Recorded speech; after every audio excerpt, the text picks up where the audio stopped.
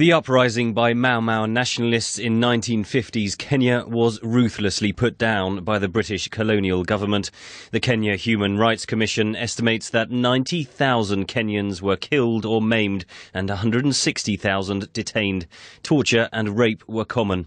More than 50 years later, British Foreign Secretary William Hague has apologised and agreed to pay compensation. The agreement includes payment of a settlement sum in respect of 5,228 claimants, as well as a gross costs sum to the total value of £19.9 million.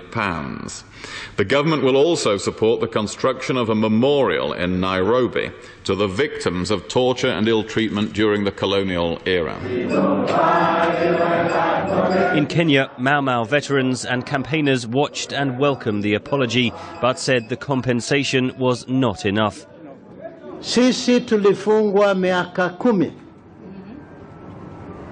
Mimi nilifungwa miaka 7 na baba wangu. I was detained for 7 years with my father who raised me, so the issue of $3,500 is far from the amount that I should have been paid, or my father, or anyone else who was there during the fight. The deal was reached after a British court ruled last year that 3 elderly Mau Mau veterans who suffered castration, rape and beatings could sue the government. The lawyer representing the Mau Mau, Martin Day, says it's been a history lesson for Britain. Post-World War II, when the mood of everybody was that the Germans and the Japanese did absolutely terrible things to people and we were rather a cut above. I think what this is first lesson is that in fact we have done just as bad things at times.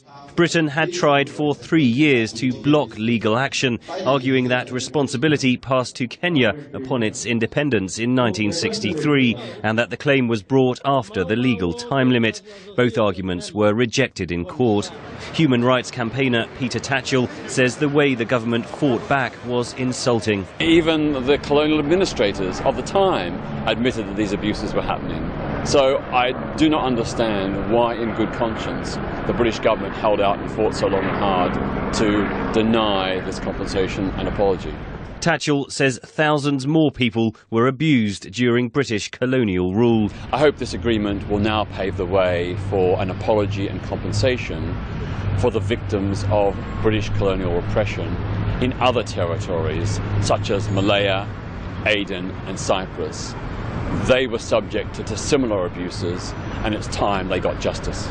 The British government says it does not believe the settlement with Mau Mau veterans sets a precedent. Henry Ridgwell for VOA News, London.